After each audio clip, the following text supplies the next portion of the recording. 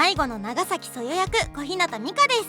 こんばんは、迷子の高松智里役八宮ひなです。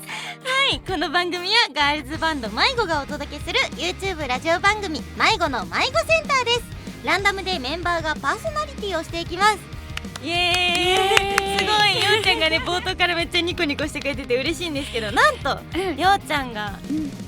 37回目ぶりの登場そうみたいでらしいね。今日ね、ここに来るまでに、歌言葉の迷子のねアニメバージョンをさこう見ながら来てたんだけど、あれ、そういえばこれ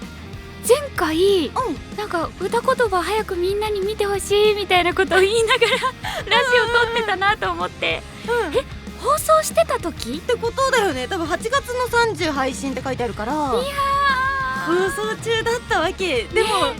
なんとですよ、なんと、スウェルハスライブの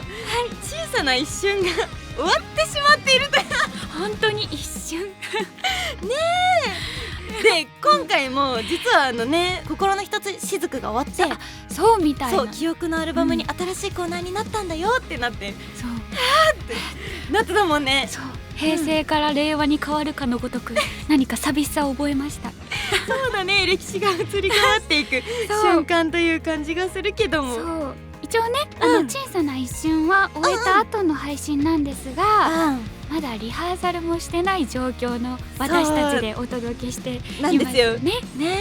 いやだからね、聞いてくださってる皆さんがこうみんな私たちよりも一足先に終えた状態という感じなんですけれどもね。お知らせもたくさん書いてあってね。そうだね、ちょっとまあでももしよかったらね、ライブのね感想を募集してますので送っていただけたら嬉しいなと思います。そしてじゃあお知らせも改めて読んでいきましょうか。はい、お願いします。はい、ではまず迷子のゼップツアー2024投稿する渇望が開催決定です。やったーね、ツアーをさやりたいねってさ、ずっと話してたもんね。言ってた。そう、なんか初期の頃からさ、こうライブハウスでのツアーとかやりたいって言ってたけどさ、なんとゼップですよ。まさかの、嬉しいね。ゼップのツアーができるなんて思ってなかったからさ、こうフィフスでもね KT ゼップ横浜立たせてもらいましたけど、またいろんな会場のゼップに行けるということで、日程はですね、2月の12日羽田、3月19日福岡、3月22日大阪、4月の11日名古屋です。わあ、そしてまだまだあるんですよ。なんと4月の29日ポッピンパーティーさんと迷子の合同ライブが横浜アリーナにて開催決定です。そうなの？すごいそうだよこれ見落としてた私。そうだよ、すごい。なんと嬉しい。いや、もうすごい。私たちもさ、最初のライブの頃からさ、こうポピパさんのさ曲ってさずっとやらせてもらってたしさそうだよね、アニメとかでもさすごくこうポピパさんと関わることもあったりさ、こう主催ライブに出られるみたいなさお話とかもあったりしたからさ、なんかこうして一緒のステージでね立つことができて嬉しいね。嬉しい、めちゃくちゃびっくりしてしまいました。いやいいんだよ。なんかね、リアルな反応聞けて嬉しかった。確かにちょっとうちがなんかサプライズみたいな気持ちでもこのねライブは、ファーストアルバムの面積版に封入されている最速先行抽選申し込み券にて抽選受付中でございます。皆さんぜひぜひ遊びに来てください。よろしくお願いします。そしてまだまだありますよ。テレビアニメバンドリイッツ迷子のブルーレイ発売が決定しました。やったー、嬉しいね。思い出深いね。ね、円盤というさこう形となってさ、皆様のお手元に残る、そしてもう物になってるから一生残り続けるわけじゃないですか。だから嬉しいね、そういう迷子の物語が皆さんのお手元でね、はい、ぜひゲットしていただけたら嬉しいなと思います。詳細は今後の情報をお楽しみにしていてください。そしてですね、月刊ブシロード12月号は関東迷子特集となっております。やったー、私たち迷子メンバーのインタビューが載っておりますよ。私初めてした髪型があるのでぜひ注目していただきたい。ぜひもう買って確かめてほしいです。はい、ということで長々と喋ってしまいましたが、はい、それでは迷子の迷子センター今週も始まります。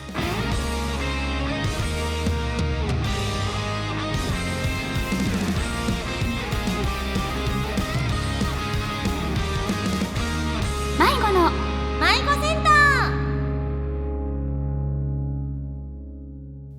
子の迷子センター、まずはこのコーナーからお届けします。はい、ふつおたのコー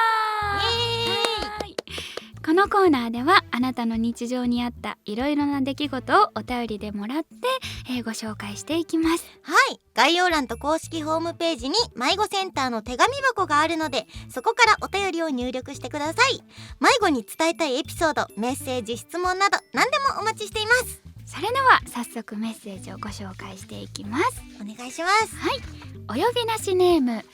あざきんさんからいただきました。ありがとうございます。迷子の皆様、こん迷子。こん迷子。私は迷子の歌ってみた動画が大好きなのですが、先日投稿されたともりちゃんの少女レイがあまりにも衝撃すぎたのでメールしています。爽やかさと不穏って共存できるんか。ともりちゃん、どんな気持ちで歌ってたんだ？ともりちゃん、そこ線路の上、電車の音が、原曲を知らなかったこともあり驚きが強かったです。ともりちゃんを演じたようみやさんに歌った時のこだわりポイントを伺いたいですといただきました。はい、ありがとうございます。ありがとうございます。これめちゃめちゃ聞きたくて。ありがとう。そういや、うちもさ、その少女レイのさ楽曲をさ、ガルパのさかすみちゃんとあとましろちゃんがこう2人で歌っているものは聞いてたんだけど、こうともりちゃん歌ったの聞いた時にやっぱりこう歌い手さんによって全然雰囲気変わるなってすごく思って、だからこのエピソードあったら聞きたいなって思ったんだけど。めちゃくちゃあってさ、もうぜひいっぱいお話ししてくださいよ。聞きたいよ。ありがとう。少女レイって検索をかければいろんな説が出てくるんですよ。あ、そうなんだ。歌詞の意味的なものが、でもそれをこうともりちゃんがどこまで意図を汲み取るのかみたいなものがすごく難しくって、でも今までの歌ってみた動画って歌ってみたのクオリティとしても出していくみたいな方向性だったから、本当にわからないまま歌うとやっぱりのっぺりしちゃって、なんか急に落ちちゃった感じがしちゃうなと思って、ちょっといろいろ込めたんですよ。はい、客観的に歌うのか、ともりちゃんとして僕の手を取ってよって歌っているその張本人として歌うのかの2つにまず分かれてて、でさ、おどろおどろしいというか、曲の合間合間でも不穏さを感じるような、爽やかさの中に不穏さを感じるようなものもあるから、そこをこうどうしようみたいなもので、実はいろんなパターンを取ってたんですよ。あ、そうなんだ。そう、ここら辺憑依させたかのように、怒りをぶつけたり悲しさをぶつけたりとか、あと君っていう存在を明確にさせるのか、それとも物語の中でのその人を位置づけるのかとか、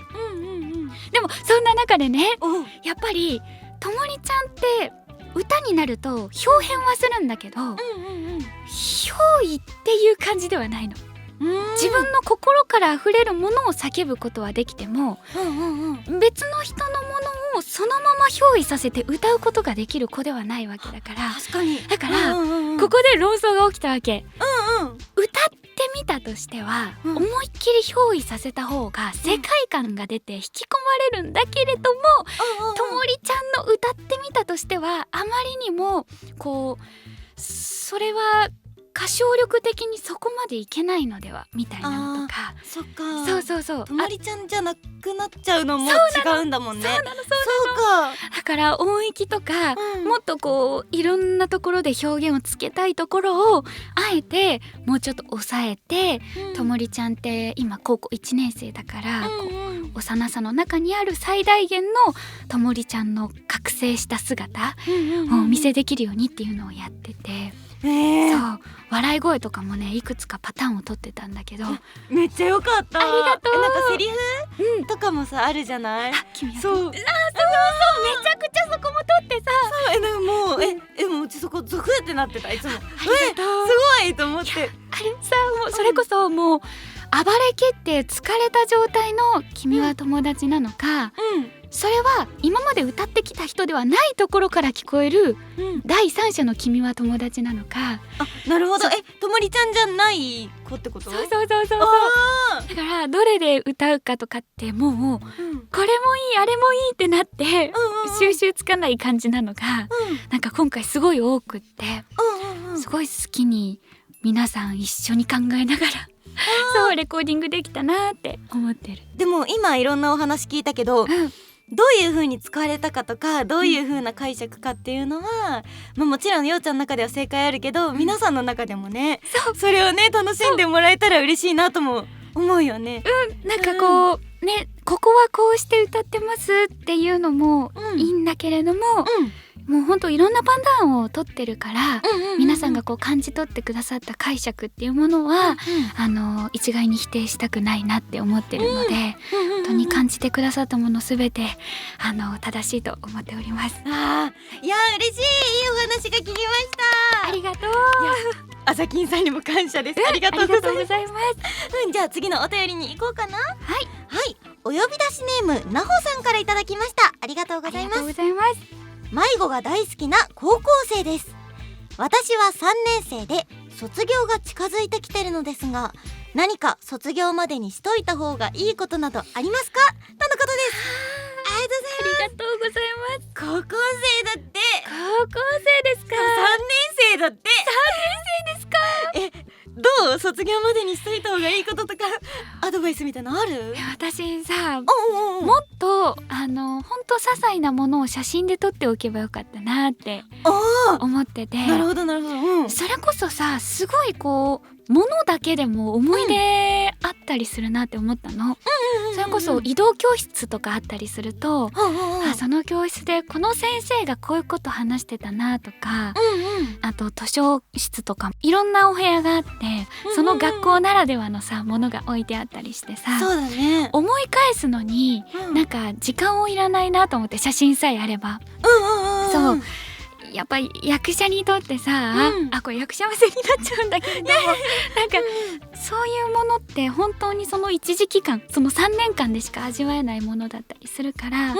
すごいどんな記憶でも、それが良かったって思えるものでも、ちょっと自分的には悪かったなって思うものでも、それはすごい人生経験として素晴らしいもの。通わせてもらってることもそうだし、一人じゃ絶対味わえなかった全てのものだから、なんかそういうのを写真で残すだけでも、大人になった時にすごくこう役に立つ瞬間が来るんじゃないかなと思ってるので、そう写真は良かったなって。確かに写真ってやっぱさ、見ただけでさ、もうパッて記憶がね、なんかこう蘇ってくるというか、頭に入ってくるもんね。確かにうちも高校生の時ってそのいろんな媒体さんでお話ししてるのだと、バンドリをこうアニメに出会ったのも高校生で、そこでこうベースを始めたのは高校生なんだけど、でも正直演技ができるって全く思ってなくて、自分はできるタイプじゃないと思ってたから、声優とかではなかったの。声優さんっていうのこうぼんやりになりたいなっていうのはあったんだけど、でもそんなぼんやりなりたいって思ってるだけじゃなれやしねえと思ってたんで、そうだから今思えば本当あんまり人と会話することをしてこなかったから、もっと人と会話したりとか、もっといろんなもの、やっぱ学園ものとかってよくあるじゃない。ある。そうだからそういうのをちゃんといろんな情報として入れておけばよかったっていうのは、すごいようちゃんの話聞いて思ったし、そうだね。でもね、そよちゃんを演じるのには結構重なるところがあったから、それもなかなか貴重な経験だったなと思うけど、だから本当高校生って今しかないからさ、もうその青春を本当に楽しんでほしい、何かしてほしいっていうね、具体的なものは2人から出せなかったけれども、もうひたすらに青春を楽しんでほしいです。ね、卒業まで悔いのないようにできてほしいです。ありがとうございました。メッセージいただいて。このコーナーでは皆さんからのふつおたを募集しています。皆さんの何気ない日常のこと、私たちに聞かせていただけると嬉しいです。たくさんのメッセージお待ちしてます。ではこの辺りで曲を聴いていただきたいと思います。今週の選曲はビキビキビキビキビンビキビンよっちゃんお願いします。任されました。それでは聴いてください。迷子で種火です。きっと理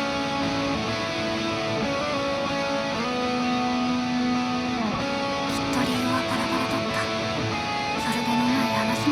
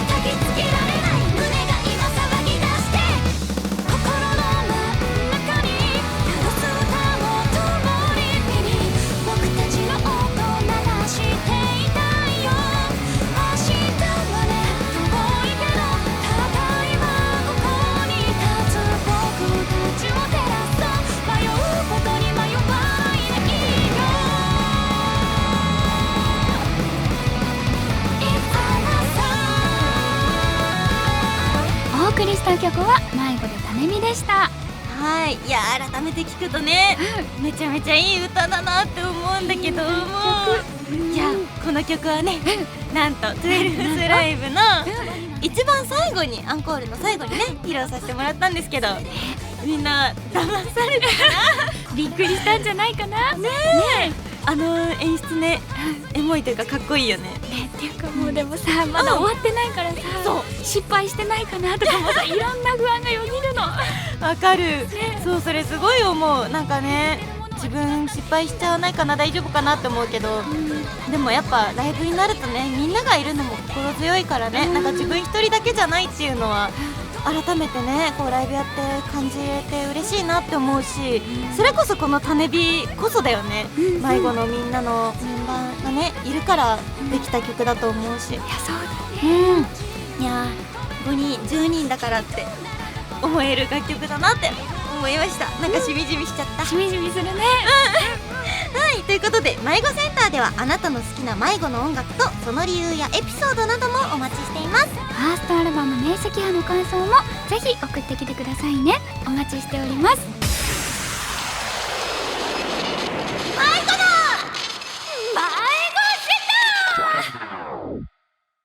迷子の迷子センター。続いてはこちらのコーナーです。記憶のア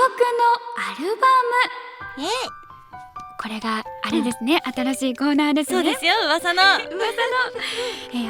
う間に13話までオンエアになったテレビアニメバンドリイッツ迷子。その中であなたの心に残ったセリフを大募集。目を閉じると誰のどんなセリフが浮かんできますか？みんなの記憶のアルバムを1ページずつ迷子と一緒に開いていきましょう。はい、では早速1ページ目を開いていっちゃいますよ。お願いします。はい、お呼び出しネームトラキョウさんからいただきました。ありがとうございます。迷子の皆様、はじめまして。はじめまして。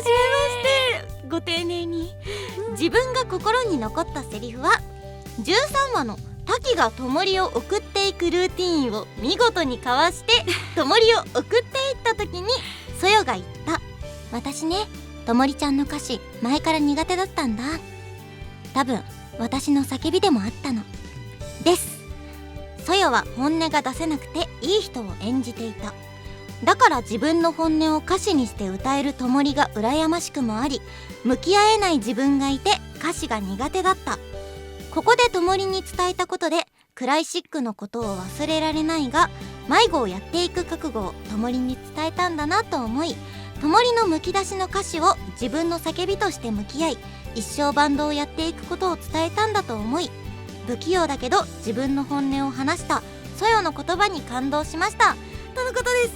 ありがとうございます。もうまさにだよね。もうトラキョウさんの言っていただいている通りで、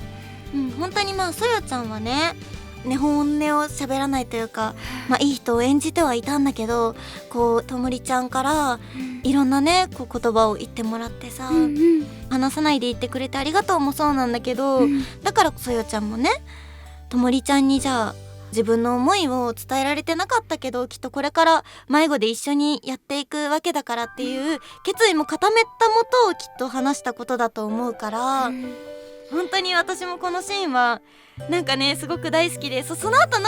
クライシックのこと一生忘れられないよっていうセリフも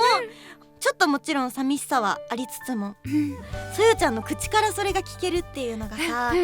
嬉しかったよね。こう最終話の台本もらって、そのセリフが最後のシーンだったのよっていうのをいただいた時も涙止まんなくなっちゃって、そよちゃん、いやでも頑張ったねって思った。すごくわかる。なんかそよちゃんだけに関わらずかもだけどさ、みんながこれまで生きてきた中で、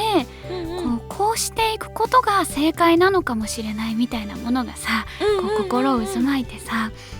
そんな自分として生きていくじゃない。ともりちゃんも失うのが怖くて言えなくなっていく言葉とかも増えてたりとか、たきちゃんもともりちゃんの一生っていう言葉を信じて動き始めたりとか、あのんちゃんも過去のことがあったから今ああいう風に動いてたりとかさ、なんかみんなそれぞれ生きていく中で立ち向かっていかないといけない壁に対してどんな自分で過ごしていくか、そんな中でこの言葉をともりちゃんの目の前で伝えられたことって本当にすごいことだなって思うの、だってここもね偽ろうと思えば偽れたはずだし、うまくやっていくことさえ考えれば絶対昔のそよちゃんは伝えなかったと思うけど、そこを本心から本筋を捉えて伝えるっていうことをしたそよちゃんは、本当に今後一生歩んでいく中で、すごい深い絆の一部になったんじゃないかなこの回って思って、そう私ねすごいそよちゃんかっこいいなって思ってる。嬉しい。確かにそうだよね。本音をさ言うのってさ怖いことでもあると思うしさ、やっぱそよちゃんはさもともとやっぱ本音を言ってこなかったっていうのがあるから、きっと他のみんなよりもより怖さはあったんじゃないかなっていうのもあるんだけど、でもそれはきっとともりちゃんがずっと本音で向き合ってくれたからっていうのもあると思うし、それこそ迷子のみんながさ私学生時代とかもさ結構本音隠して生きてきたタイプの人間だったから、こんなに迷子のみんながさ本音をさ言ってさぶつかり合って成長していくのって本当になんかすごいなってね自分演じててもそうだし親目線としてもね見てしまうから、いやいいしいいね本当にいいよね。本当に迷子は名台詞とかばっかりです本当に。じゃあ次のお便りに行きましょうかね。わかりました。それではお読みなしネームゆきちさんからいただきました。ありがとうございます。迷子の皆さんこんにちは。こんにちは。自分がアニメで一番心に残ったセリフは、11話でともりちゃんが言った傷だらけ泥だらけになってもいっぱいもがかなきゃ、それでもみんなと一生バンドやりたいです。ともりちゃんの中で一生の意味が傷つかずにバンドを続けるから傷ついてもバンドを続けるに変わり、ともりちゃんが一番成長した瞬間だと思っていますといただきました。いやなんかさすごいさこのお便りさ全部読んでてもそうなんだけどさ、ファンの皆さんのさ言葉もさ素敵なのよ。そうだよね。もうそういうねそれよって思う。でもまあちょっとごめんねぶった切っちゃったんだけど、ゆうちゃんこのシーンについてはどう？いやこれもさ、そう無理なんです傷つかずに何かをやるってだって大切だからこそ、人より何倍もさ繊細な心でさ何かを感じてさ、やっていかないといけないわけじゃないですか、周りにとってはさ過去のバンドみたいなものに捉えられがちですけれども、ともりちゃん、そよちゃん、たきちゃんにとっては、やっぱり大切な居場所だったわけなので、そこからの迷子として歩んでいく、今度は失敗したくないとか忘れられないとかこの子と一緒にやっていきたいとか、もうほんといろんなみんなの大事な気持ちがあった中で、こうやって傷ついてでも、やっぱり今あるものを続けていきたい、このみんなで一生やっていきたいっていう、そう思えたのは本当に成長だなって私も思うし、それこそさっきそよちゃんの言ってた通りだけど、うまいことしようとかじゃなくて、ちゃんとその辛いことからも逃げずに精一杯向き合えることって本当にすごいと思う。ともりちゃんアニメの中で一番成長がさすごいよね。やっぱり3話とかでさともりちゃんの幼少期からのお話があったからこそなんだけど、傷ついてしまったら塞ぎ込んでしまう子なのかなって私の勝手な解釈で思っていたから、それでもね傷ついてでも続けていくって意志がともりちゃんの言葉で綴られたのがもうすごいよ。なんかさ、それこそ高校生なんてさ、その場にあるものが世界の全てだって思っちゃうじゃない。本当にだからさ、今あるものが全てでそれが崩れ去ってもう終わりだって思うはずなのに、そこからここまでにたどり着けたことってもう本当大人でも難しいことだし、だから改めて自分もやっぱりめげないことその一時的な感情だけじゃなくてちゃんとこう本当の自分の気持ちみたいなものにもっと向き合えるような人でありたいなって、そう改めて私も思ったし、素敵なお言葉をありがとうございます。よこそありがとう。ぜひ皆さんもまだまだ記憶のアルバムね、コーナー続いていきますのでどういうことだっつってまだまだお便り募集してますので、よかったら送っていただけたら嬉しいなと思います。よろしくお願いします。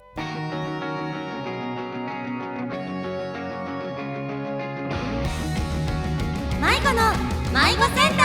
ー。迷子の迷子センター、今週もエンディングのお時間がやってきてしまいました。早いね。どうでした？久しぶりの迷子センター。そんなうちの番組みたいにやってる。違ううちの番組じゃないんだけども、でもさ普段さ、なんていうの、お仕事とかあとレッスンとかでさ一緒に会って喋ってるじゃない、でもこうやってさ皆さんにお聞きしていただくようでさ喋るの久しぶりすぎてさ、そっかあれどんなテンションだったっけなみたいな、どんな進行だったっけなってちょっとね忘れちゃってたんだけど、なんかみかんちゃんと喋ってると、いい具合に進行していただいてもらっちゃって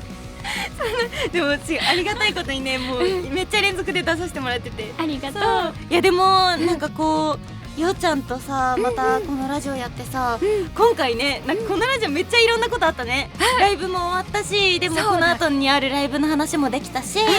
そう普通歌でもいろんなお話できたし、それこそこのアニメの振り返りができたから、放送中だったんだもん。そうだよ、私は終わってから喋れたんだもん。そうだよ嬉しい。そうだからね、なんかまたこうやってようちゃんとできて嬉しかったななんて思っています。私も嬉しい。ありがとう。ありがとう。はい、ということでこの番組では皆さんからのお便りを募集しています。この動画の概要欄と公式ホームページに迷子センターの手紙箱があるので、そこから番組へのお便りを送ってください。迷子の YouTube チャンネルではオリジナル楽曲の MV やライブ映像を公開しています。私たちの音楽やトークがいいなと思った方はぜひチャンネル登録と高評価をお願いします。はい、そしてお知らせです。迷子ファーストアルバム明晰派が好評発売中です。テレビアニメバンドリイッツ迷子挿入歌を含む全13曲が収録されています。また迷子ゼップツアー2024方向する渇望とポッピンパーティーさんとの合同ライブのチケットはアルバムに封入されている最速先行抽選申し込み券より応募ができます。ご応募お忘れなくお願いします。お願いします。さて迷子センターいかがでしたか？今後も水曜夜7時に配信予定なのでお楽しみに。来週も迷子メンバーが皆さんのメッセージと一緒に番組をお届けします。番組の感想はハッシュタグ迷子集会をつけてどんどんツイートしてください。今週のお相手は長崎そよ役小日向美香と高松智里役陽宮ひなでした。それではまた来週。以上迷子でした。バイバーイ。